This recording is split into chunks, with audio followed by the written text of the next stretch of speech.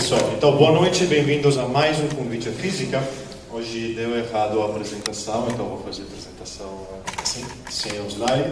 Então, temos o prazer de ter conosco o professor Pisa. O professor Pisa é grande decano da universidade, foi um dos fundadores do Departamento de Física e Matemática, fez o doutorado e o pós-doutorado no MIT, se não me engano, no final dos anos 60, começo dos anos 70, depois voltou para a USP, virou professor e desde os anos 70 é professor associado e livre docente do Instituto de Física. As áreas no qual ele desenvolve pesquisas são física nuclear, espalhamento e vários tópicos envolvidos com mecânica quântica. E hoje ele nos vai falar sobre física, linguagem e natureza. Então vamos dar nossas boas-vindas ao professor Pisa.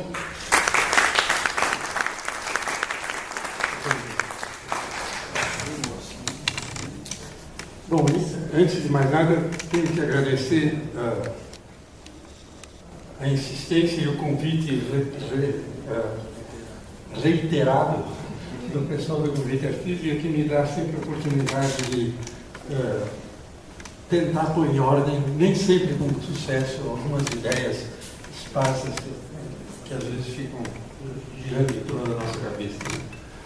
Hoje é um dia desses, então eu vou falar sobre essas coisas e eu achei que a melhor maneira de introduzir, talvez, umas ideias assim, um pouco especulativas que eu tenho, talvez, discutir um pouco com vocês, era para começar com um caso concreto. E esse caso concreto está ligado a esse livro aqui.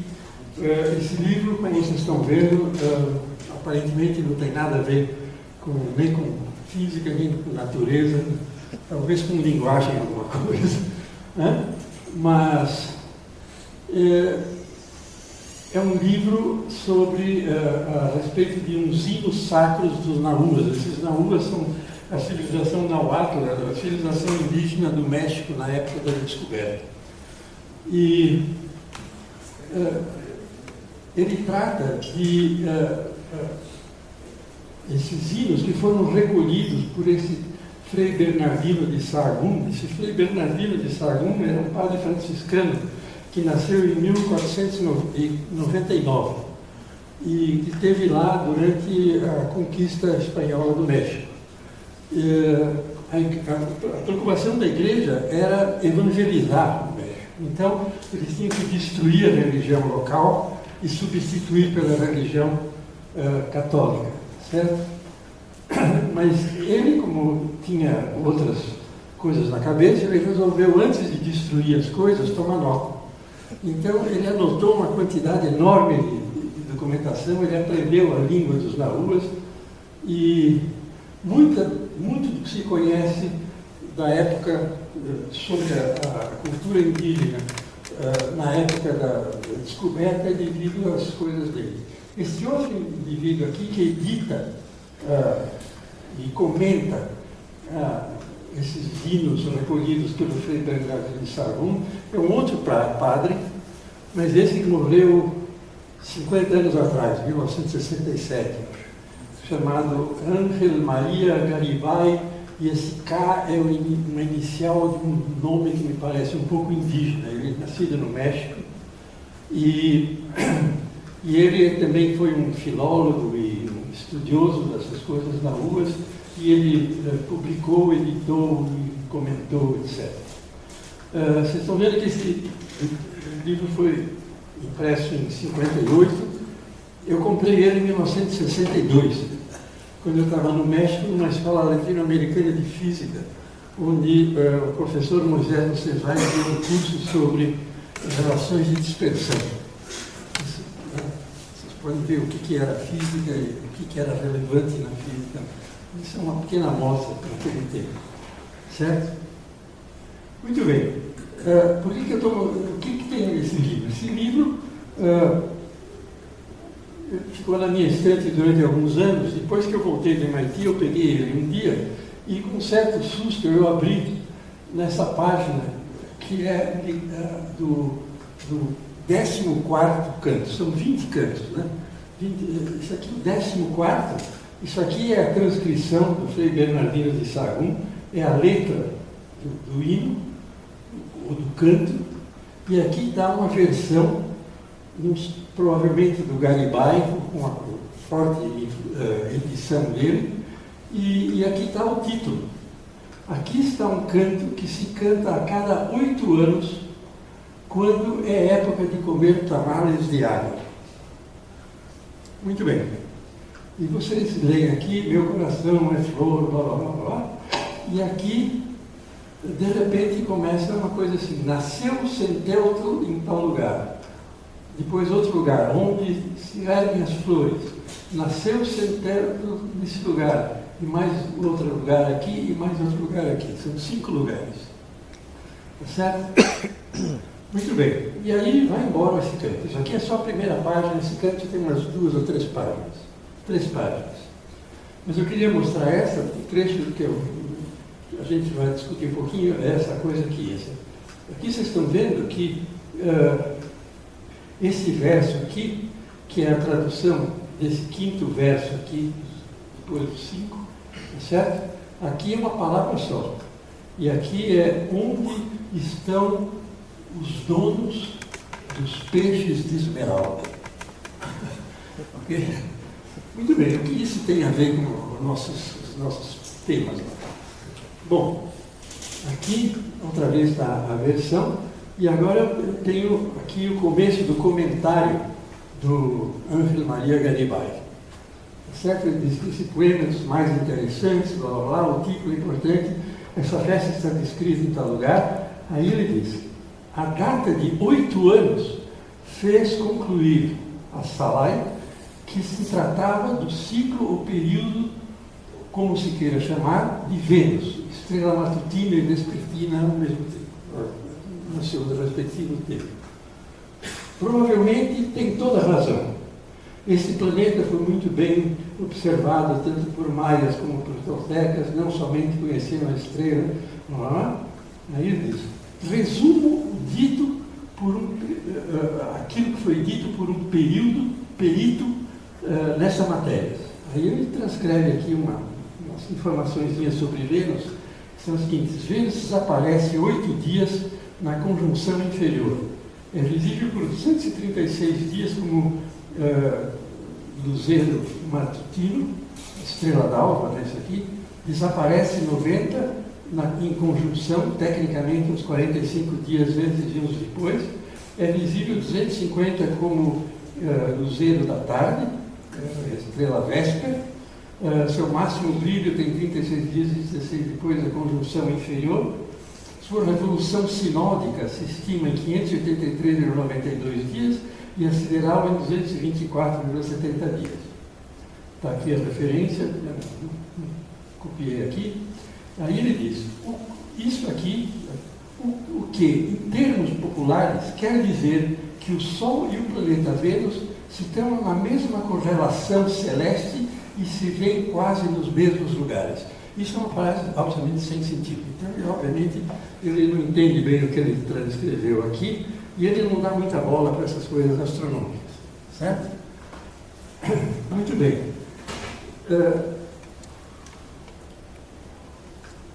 O que tem a mais sobre isso? Logo em seguida, ele, depois dessa frase aqui, depois de umas 2 ou 3 palavras que se referem a coisas que vem depois, ele diz: para o vulgo, bastava a celebração exterior, que o mito e o poema tornam viva. O sábio, por seu lado, entrevê outra realidade. Preferimos ficar com o vulgo e ver no poema uma manifestação lírica, antes que uma dissertação astronômica.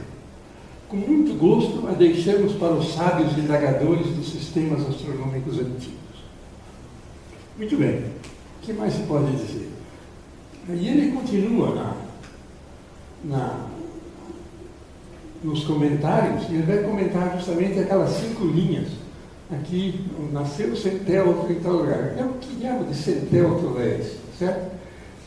5 nomes se dá do lugar em que nasce o Deus. Quem é centelto? Essa estrofe, aí ele diz aqui: nesta estrofe se celebra o nascimento de Centelto, a espiga divinizada, fruto fundamental da terra e fonte da vida para o antigo mexicano. Milho, certo? Ok? Muito bem. Então a espiga nasce em um lugar, segundo ele, nomeado de 5 maneiras aqui. Ok? No entanto, ele já falou que aquilo era Vênus. Tá certo? Então, o que aconteceu? O que tem que ver o número 5 com Vênus? Tem 8. 8 é um período, mas tem um 5 também. Muito bem. O que acontece é o seguinte. Isso daqui é o que acontece com Vênus. O período de Vênus sideral é da ordem de 225 dias. Isso é o tempo que Vênus leva para dar uma volta em torno do Sol. A Terra, 365 dias.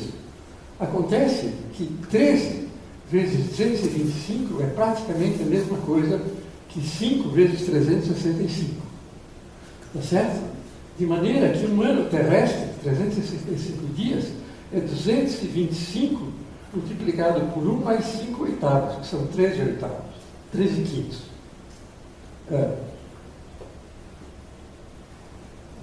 Como é que é essa história aqui? Deixa eu ver se eu fiz isso certo. 1 mais 5 oitavos são 13 oitavos, certo? Então, 13 oitavos é 1 mais 5 oitavos. Uma é uma volta completa e depois mais 5 oitavos de volta. Então, se Vênus está aqui, depois de um ano terrestre, ele andou 1 mais 1, 2, 3, 4, 5. Vem parar aqui. Então, daqui, um ano depois, ele vai estar aqui. Mais outro ano, ele vai estar aqui. Mais outro ano, vai estar aqui. Então, ele desenha um octógono estrelado. Certo? Se observa Vênus sempre na mesma época do ano, quer dizer, com o Sol na mesma posição no zodíaco, e veja a posição de Vênus, as posições de Vênus em intervalos de um ano descrevem esse octógono estrelado aqui.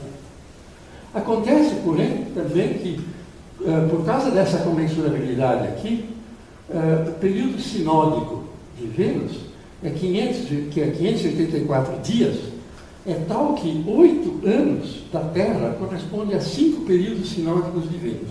O que é o período sinódico? O período sinódico é quando eu observo a posição de Vênus na mesma situação em relação ao Sol. E como é que se observa isso? É conhecido sobre esses índios antigos também. Eles davam uma especial importância ao que chama o nascimento heliacal de Vênus. Vênus nasce, quando ele está na conjunção inferior, quer dizer, ele está mais perto da Terra, ele vai passando para frente do Sol. Então, quando ele está em oposição, a gente não vê. Alguns dias depois, ele começa a nascer um pouquinho antes do Sol. Então, tipo 8 dias depois da conjunção, é a primeira vez que a gente consegue ver Vênus antes do Sol nascer. Isso é o nascimento heliacal. Então, se eu observo em que posição do zodíaco se davam esses nascimentos zodiacais, cada 5 desses nascimentos desenham aqui um pentágono. Certo? Quer dizer, por quê? Essa comensurabilidade aqui diz que o período sinódico é um ano, 1 mais 3 quintos. Então, se dá uma vez aqui, 1, 2, 3 vai dar aqui, depois aqui, um pentágono estrelado. Tá certo? Então, os 5 tem que ver com esse, é esses 5 aqui. E aqueles 5 lugares onde nasce Centel devem ser pontos do zodíaco onde ocorrem esses nascimentos heliacais. Tá certo? Então, aquilo lá não é a espiga, talvez seja também a espiga. Tem sincretismos aí, certo? Mas, de fato, a coisa é que existe uma grande quantidade de informação astronômica detalhada, embutida nessas coisas aí. Quer dizer que eles conheciam esses períodos dessas coisas aqui, certo? Eles se organizavam em torno disso. Isso aqui é talvez uma evidência, isso aqui, vocês podem ver que aqui tem 8 pontos e, numa certa época, dizem alguns historiadores aí, que havia um zodíaco com 8 signos só, em vez de 12. certo? Isso daqui seria a Pedra do Sol famosa do México, e que seria claramente uma representação do zodíaco de 8 signos. Esses 8 signos teriam que ver com essa comensurabilidade aqui. Certo? Muito bem. Então, isso seria talvez o conteúdo que está por trás daquilo lá. Aquilo lá mostra que existe um conhecimento detalhado da natureza e uma observação extremamente cuidadosa, certo? Se vocês querem saber qual é a versão atual desses números, é o seguinte: o que está acontecendo com Vênus e a Terra? Se vocês forem lá na Wikipedia, vocês vão ver isso que eu estou colocando aqui. Em primeiro lugar, existe uma quase ressonância acidental 8-13 entre períodos siderais de Vênus e da Terra. O valor atual é o seguinte: o valor medido da razão dos períodos é 0,61518624. Esse número é 0,032% menor do que 8/13. Mas isso não é uma ressonância no sentido em que entusiasma, por exemplo, pessoas como os astrônomos, os mecânicos celestes, Silvio Ferraz de Mello, por exemplo. Por quê? Porque essa diferença, embora pareça pequena, ela dá uma discrepância de 1,5 graus em um ciclo. Isso quer dizer que cada ordem de 1000 anos, um pouco menos, 960 anos, essas coincidências se randomizam de π, certo? Então, elas não têm nenhum sentido mecânico mais profundo. Elas são randomizadas nesse tempo de 1000 anos, que é um tempo tido como um tempo curto na escala astronômica, certo? Por outro lado, o 5 aparece que a razão 8-13 para os períodos sinódicos levam diretamente ao 8-5 para o período sideral da Terra, certo? Quer dizer, o período sinódico de Vênus é 8/5 do período sideral da Terra, é uma consequência. É a definição do período sideral, certo? A ideia é que quando a Terra volta para o mesmo lugar, quando Vênus volta para o mesmo lugar, a Terra já andou um pouquinho. Então, para reproduzir a configuração Terra-Sol, é preciso esperar mais tempo. Então, isso aqui diz quanto tempo, certo? Então, é uma coisa... o número importante é 8/13, certo? Isso aqui, então, é a informação que estava lá ontem, acho, anteontem, na Wikipedia, certo? Muito bem. Então, o que quer dizer isso aí? Que caso é isso? O que eu posso tirar desse caso? Vou dizer o seguinte: primeiro é que o que é visto lá como uma coisa eventualmente literária, ou religiosa, ou alguma coisa, sociológica, alguma coisa, envolve a consciência, a observação e registro quantitativo cuidadoso de fenômenos da natureza, quer dizer, da realidade. Isso está envolvido lá nessas coisas. Agora, vejam que os fenômenos que são observados, os nascimentos zodiacais, os períodos, as comensurabilidades, etc., são tratados factualmente, não tem evidência de ter uma teoria por trás. Eles observam e constatam isso e acham divertido e usam, certo? Então, não é uma teoria, talvez seja uma coisa que ele podia chamar um pouco desagradável de prototeoria, certo? Muito bem. Depois, existe uma sugestão de que existe por trás daquele texto uma linguagem técnica que as pessoas não entendem mais. Aqueles lugares onde eles devem se referir a situações no zodíaco, então tem um sentido além daquele sentido literário que o Ángel Maria Garibaldi usa para traduzir aquilo lá, inclusive os peixes de esmeralda e coisas desse tipo. Certo? Agora, essa questão da linguagem técnica é interessante porque, certamente, se essa linguagem fica obsoleta, a gente perde a informação. A gente não sabe mais o que está lendo. Pensa que está lendo os peixes de esmeralda e faz um signo do zodíaco. Certo? A interpretação literária, certamente, 50 anos atrás, era claramente tratada como independente do conteúdo observacional. Certo? Não tem nada a ver com... Depois, como isso estava na Wikipedia anteontem, os fenômenos que estão por trás são permanentes, estão aí, você pode observar essas coisas hoje, certo? Deste ano. Quem se interessa muito por essas coisas, se vocês olharem, tem N sites na internet que falam dessas figuras de Vênus no céu, etc. São todos alternativos, tipo astrologia, coisas desse tipo. Eles são interessadíssimos nessas coisas.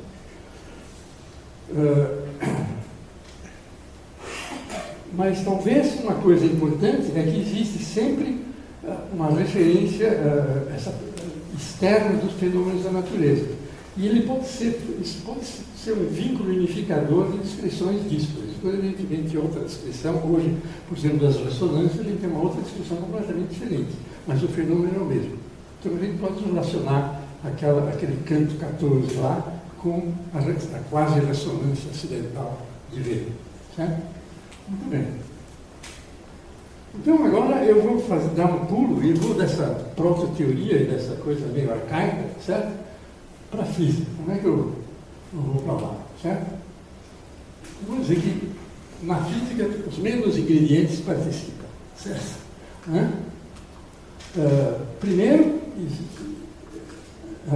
na física, necessariamente, ela depende de uma consciência, observação e registro quantitativo de fenômenos da natureza, certo? Não precisa disso. Sem a referência externa, não tem física, certo? Depois, elas certamente desenvolvem uma linguagem técnica, certo? Existem linguagens técnicas que às vezes usam palavras que têm outro sentido. É só pensar na nomenclatura das partículas elementares que a gente vê com os charmes, os sabores, certo? Obviamente, podem ser interpretados poeticamente em algum contexto, mas que não tem, de fato, como está usado tecnicamente é outra coisa, certo? E depois existe a permanência dos fenômenos versus a mutabilidade da linguagem, certo? Que permite a gente, eventualmente, fazer certas conexões. Então, pensando que isso aqui pode estar ligado também, pode ser de algum interesse para estudantes do ciclo básico aqui na física, certo? Eu pensei numa seleção básica, histórica, selecionada de sistemas teóricos agora na física, porque a física não são sistemas proto-teóricos, são sistemas teóricos mesmo, certo? Então a minha escolha um pouco esquisita, no começo pelo menos, é essa daqui. Eu começo com Aristóteles, que inventou a palavra, isso aqui é física em grego, né? Ele escreveu um tratado com esse título aqui, certo?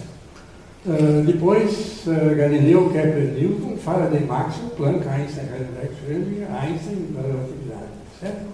Muito bem. A partir de 2, quer dizer, tirando Aristóteles fora, com presença prevista em um curso básico atual de física. Quer dizer, num curso básico a gente aprende, quer dizer, ou ensina, ou as duas coisas, na melhor das hipóteses, tudo que está aqui dentro, certo? Então vamos pensar um pouquinho sobre o que é que a gente tenta ensinar e o que tem por trás, do ponto de vista do que está falando até agora. Certo? Primeiro, quer dizer, a gente vê que vai haver linguagens técnicas com ingredientes diferentes em cada item. Em cada item desses vocês vão encontrar linguagens técnicas com ingredientes diferentes. Isso é uma coisa que não é, em geral, muito ressaltada nos cursos, nas disciplinas, menor miséria. Certo? Esses ingredientes de linguagem, da linguagem que aparecem aí, em geral contém uma coisa que a gente chama normalmente de cinemática, que é tido como uma coisa aparentemente trivial. O que eu pretendo, uma das ideias que eu pretendo deixar aqui é que a cinemática é altamente não trivial. E é o que está mudando nesses daqui para cá. Certo? É uma das coisas fundamentais que está mudando aqui. Certo? Então, é uma coisa de uma relevância essencial. Então, eu acho que seria divertido tentar organizar as disciplinas de maneira que, digamos, a cinemática deixasse de ser aquela coisa desagradável para a gente introduzir tecnicalidades também desagradáveis e fosse realmente uma linguagem básica que tem que ser adaptada para diferentes fenômenos e diferentes situações. Certo? Muito bem, então vamos passar para o primeiro desses itens, que é Galileu, Kepler e Newton. Certo? Eu vou começar. O primeiro, desculpa, é o segundo. Você está vendo que eu pulei o primeiro. Eu pulei o primeiro estrategicamente. Eu vou tratar um depois de dois.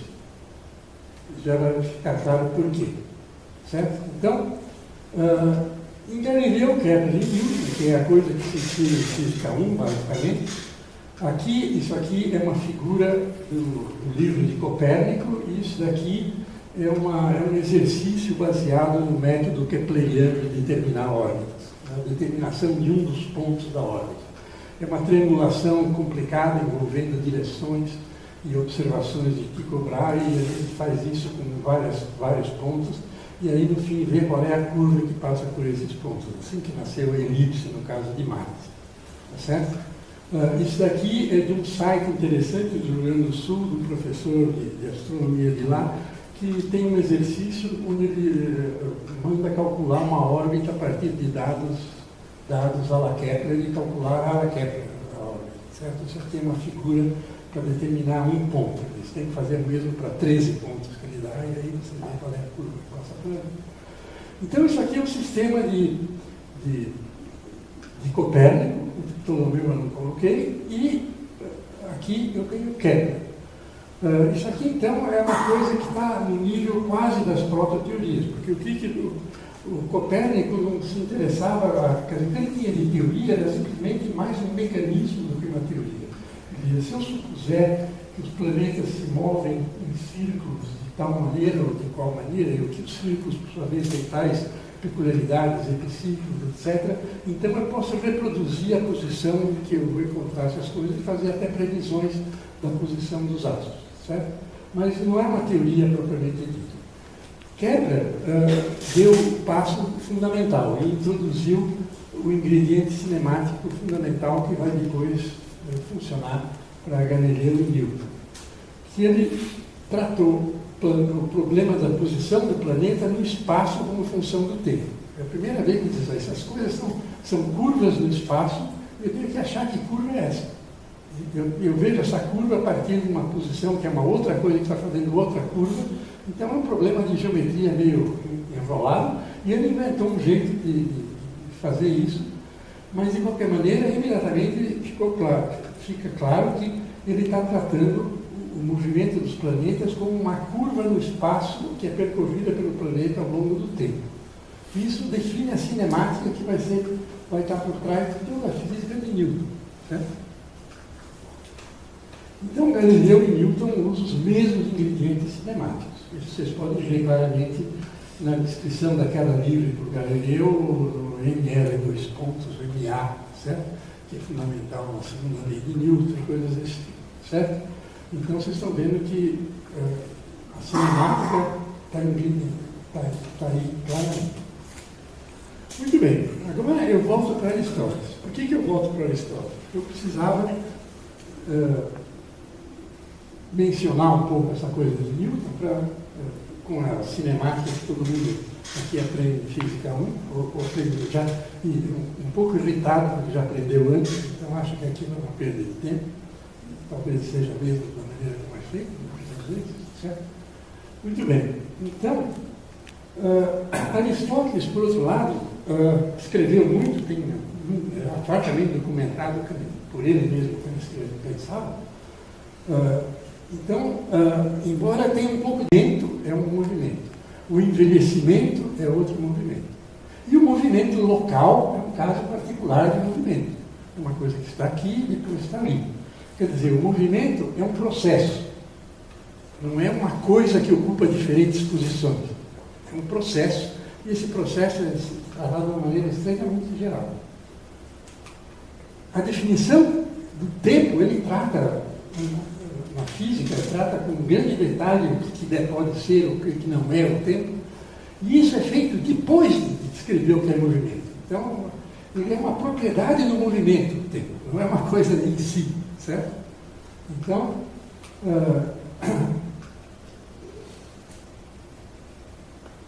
o movimento local, que é o movimento de um objeto de uma posição para outra, é determinado por um arranjo cosmológico, tá certo? O universo é feito de várias esferas concêntricas, e nessas esferas concêntricas há lugares naturais para cada um de 4 elementos: terra, ar, fogo e água. E cada elemento quer ir para o seu lugar natural, certo? O número de elementos, a gente já vai ver com que tem que ver, e o fogo vai para cima, a terra vai para baixo, a água e o ar são coisas intermediárias. Um vai para cima do outro, mas para baixo do outro. Né? Por exemplo, a água vai para cima da terra, mas para baixo do fogo. E assim por diante. E o ar vai para cima da água e para baixo do fogo. Então, a gente precisa de todas essas coisas aí.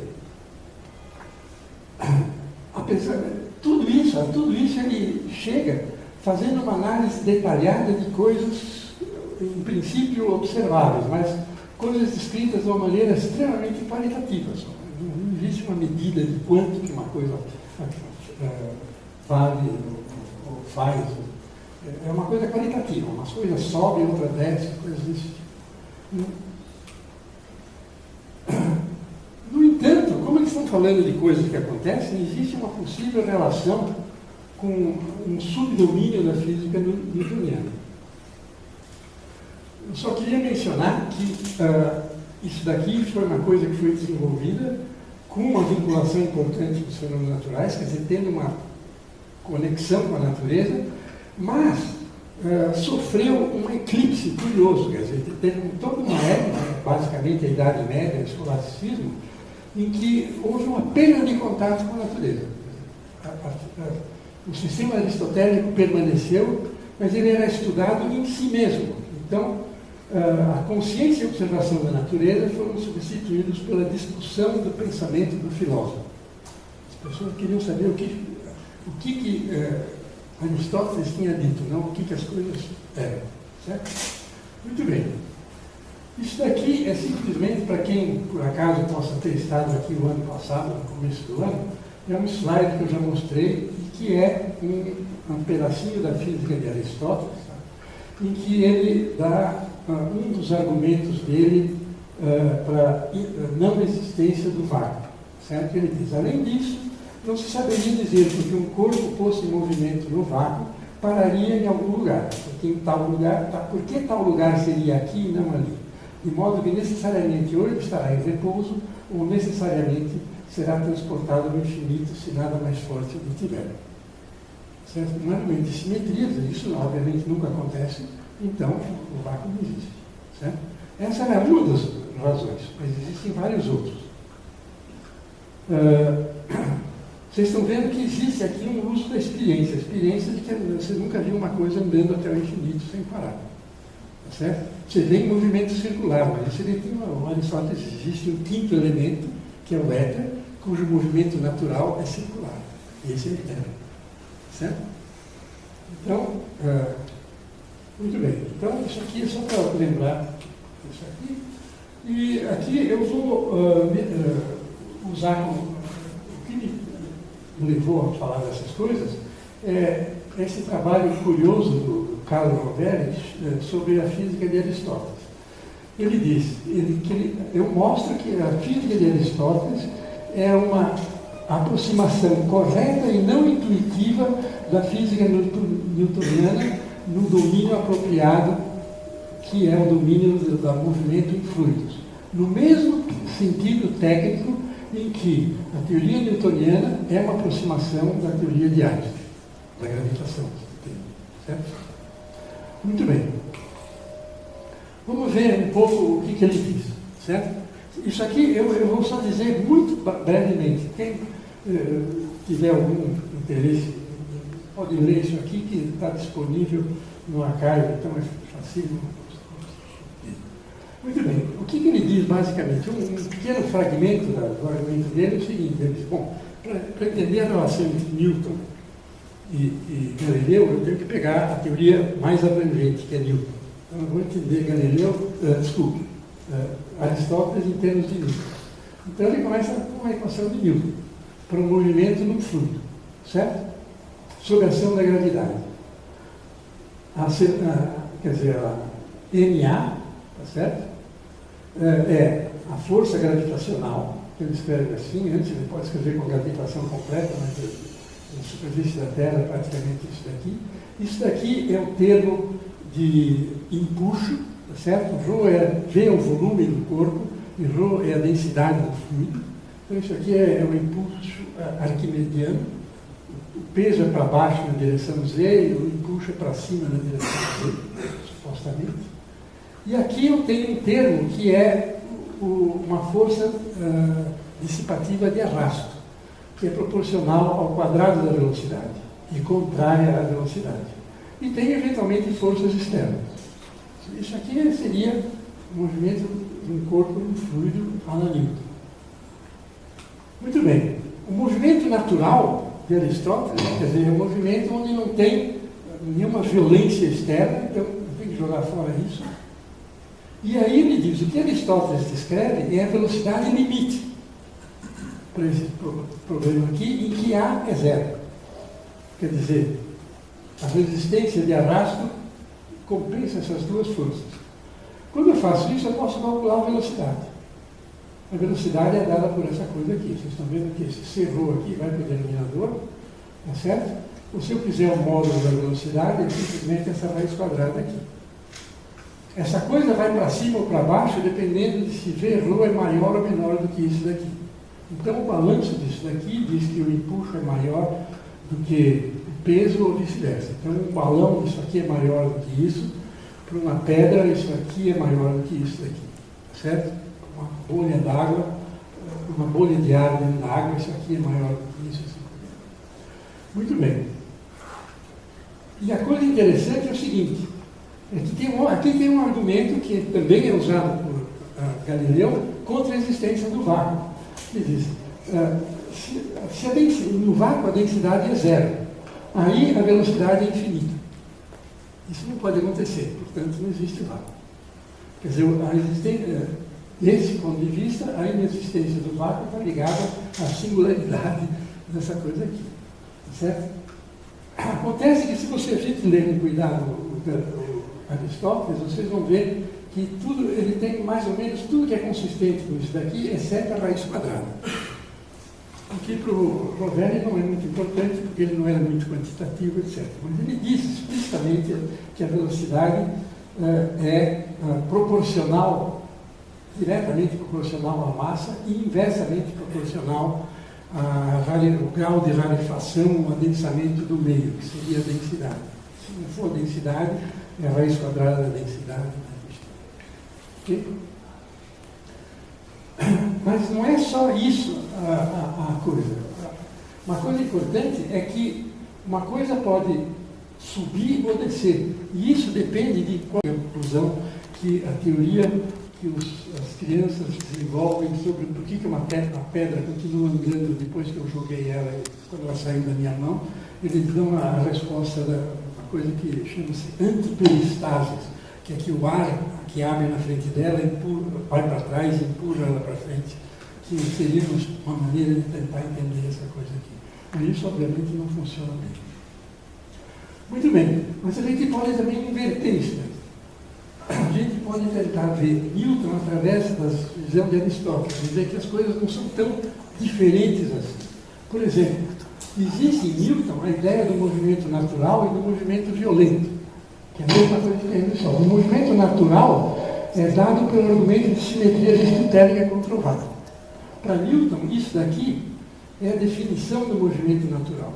Quando nada age, a coisa vai com velocidade constante. Isso aqui não fala da velocidade, ele fala do lugar. Mas o mesmo argumento de simetria pode ser aplicável também à velocidade. Por que a velocidade será maior num lugar do que no outro? Não tem porquê. Então, ela tem que ser constante. Então, isso daqui é o movimento natural. O movimento natural do Newton é o movimento retilíneo uniforme. E o movimento violento é a segunda lei de Newton. Certo? Eu coloco a força lá, a força é a violência. Certo? No entanto, isso tudo é formulado com uma cinemática completamente diferente. Posições como função do tempo, e aqui o movimento é um movimento local só, e nada mais. Tá certo?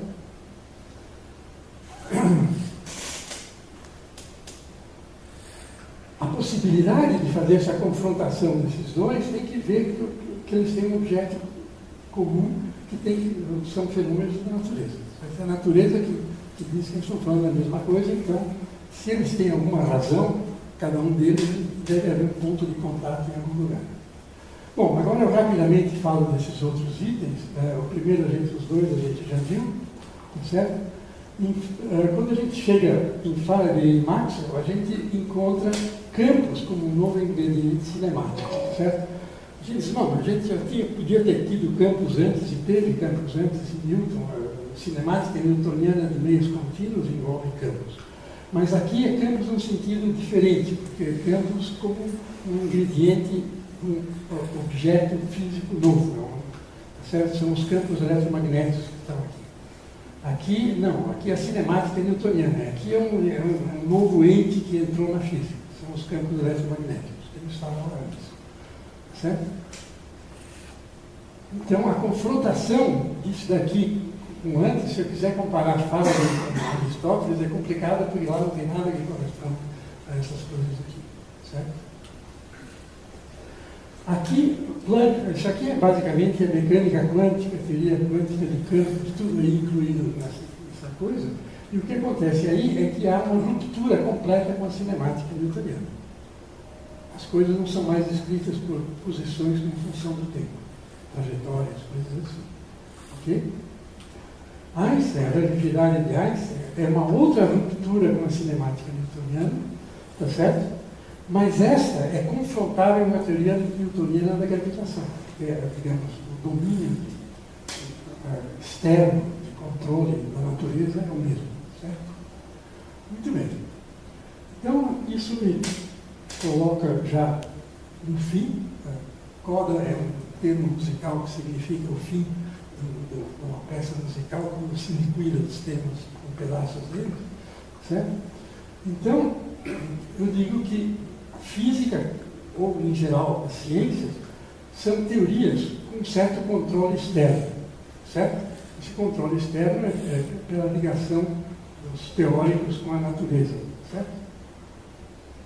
Que digamos, avalia as teorias, de alguma maneira, o serve de comparação com os resultados das teorias. A linguagem são os ingredientes técnicos básicos de descrição. Então, normalmente, eu chamando de cinemática. E a natureza é a realidade, certo? Porque essas são as três palavras do título. E, para acabar, eu simplesmente menciono essa frase aqui, através dessa citação aqui, que é comparada com a realidade, a nossa ciência pode parecer primitiva e infantil, mas é a coisa mais preciosa que temos. Essa é uma frase do Einstein, certo? Muito bem, então é isso mesmo.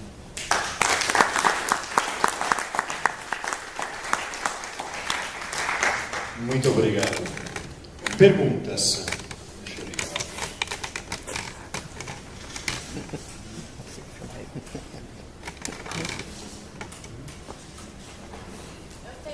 Sim. Como assim a atividade é confrontável? Calma. Não, Você não vai ouvir nada. É uma impressão. Você falou aí agora no final, a relatividade é confrontável com a cinemática newtoniana? Não, eu disse que a relatividade, a relativística da gravitação é confrontável com a teoria newtoniana da gravitação. É aquilo que o Rovelli fala, quer dizer, ele diz que a relação entre Newton e Aristóteles é homóloga à que existe entre Einstein e Newton. Você pega a relatividade geral, faz certos limites e particularizações e chega em Newton. É isso. Tá certo? Porque o domínio é o mesmo, o domínio dos fenômenos é o mesmo. Okay? O eletromagnetismo fica um pouco fora dessa história, é meio complicado. Mas você não chama de cinemática? Como? Você não chama de cinemática? Não, eu chamo de cinemática. A cinemática da relatividade é uma outra ruptura, tem duas rupturas aí. Entende? Ó, tem uma ruptura aqui, Isso aqui é que... E aqui uma outra. Quer dizer, isso aqui não é mais aquele tempo de Newton e o espaço de Newton. É uma coisa mais enrolada aqui. Tá certo? É um espaço-tempo todo torcido. Tá certo? Sim, mas não é tipo uma super cinemática, porque a gente sempre sabe onde todas as coisas estão, para onde elas vão, sabe como o espaço-tempo. E essa Não, bom, isso aqui é uma ruptura com a cinemática de Newton. Isso que eu quero dizer. A cinemática de Newton é aquela lá. O tempo é o tempo newtoniano. Certo? Né? É um tempo que passa mesmo que nada esteja acontecendo. O que já Aristóteles não acreditava. Quando não acontece nada, não tem tempo. O tempo nasce do acontecer das coisas. Entende? Então, são pontos de vista. Todas essas coisas são invenções da gente, certo? Mas, né?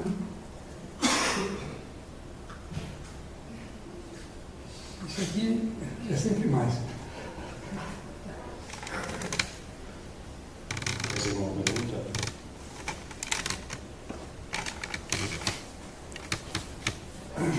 Então, aquele artigo do Provérbio de 2014, que ele fala que estava escrito que ele fala que, na verdade, o sistema de Aristóteles sobreviveu quase 2000 anos, não porque